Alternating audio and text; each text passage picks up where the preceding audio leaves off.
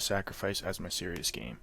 A serious game to me, and the definition that is provided in our textbook, is a video game that shows it can be developed for and used in a variety of non-entertainment settings to learn about different things.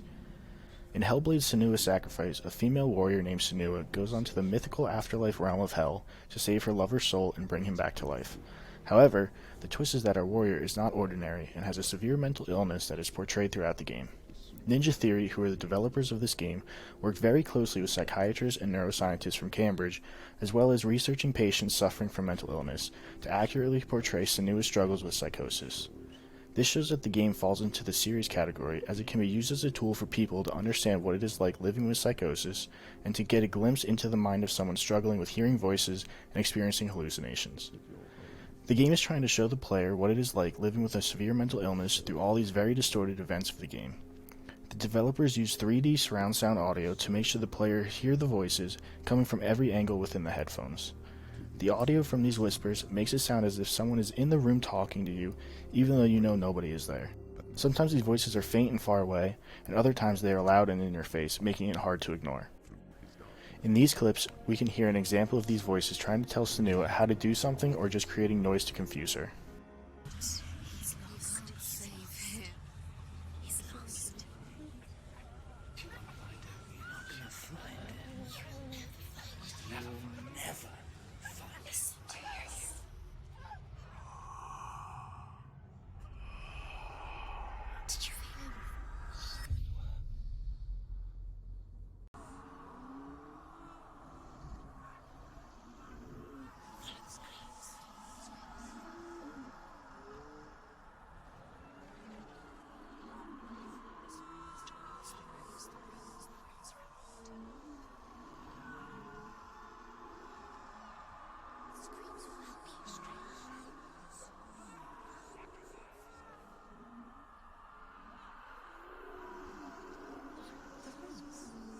During fights with enemies, these voices will tell you when to dodge so you can avoid the enemy's attack at just the right time, but other times they will try to trick you. The psychosis that Senua encounters throughout her entire journey is sometimes helping her, but other times harming her. The only thing that matters is that it all feels real to her. The voices and hallucinations are all things she is experiencing, whether they truly are there or not, and we as an extension of Senua have to understand that. There are numerous puzzles that need to be solved to unlock the next area or zone in Hell. These puzzles can sometimes only be solved with perspective changes that the player needs to find.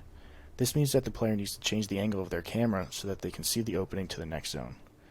These subtle perspective changes are extensions of Senua's hallucinations that Ninja Theory has added to show that some things are not always what they seem.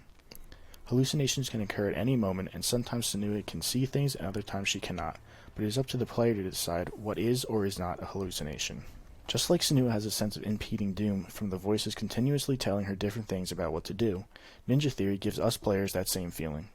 At the beginning of the game, a message pops up on the screen telling players that if the rot reaches Senua's head, her quest is over and all progress will be lost. Each time the player dies, the rot will slowly creep up Senua's body until it reaches her head. With every mistake the player makes that causes their death, we can see the rot move up Senua's body, yet the player never knows if this death will be the one to cause all their progress to reset and force them to start the game over again. Ninja Theory tells us in an interview years later that the rot could never actually reach the player's head. This messaging system was implemented to give the player this sense of doom, and to play more cautiously, so that they can not only experience the game more by exploring everything and learning all the mechanics, but also to invoke the emotion of anxiety. It is a lie the developers told us so that we can experience some of the doom and anxiety that people with psychosis feel when they are experiencing a psychotic episode. Ninja Theory's original 18-month project of creating a video game turned into a 3-year one after they were all done researching and talking with patients with psychosis. A recurring theme in this game is the idea of hallucinations, as it is a major side effect of psychosis. In the last fight, Senua faces Hela, and to get there has to cross the Sea of Corpses, which in essence is a river lined with live corpses with waves of enemies in it. She must cross the river to defeat Hela and finally free her lover's soul to save him and bring him back to life. During the battle, Hela swarms Senua with waves of enemies that do not stop. After a while, Senua will hear a voice telling her to give up, and once she does, she falls to the ground and the cutscene plays. This still is one of the most interesting boss fights I have ever experienced in a video game, because like in our definition of a serious game, it does not serve to the purpose of entertainment, but rather to teach. It teaches the player that sometimes you have to succumb to the circumstances to move on. As Dylan, Senua's lover, once said, "The hardest battles are fought in the mind, not with the sword."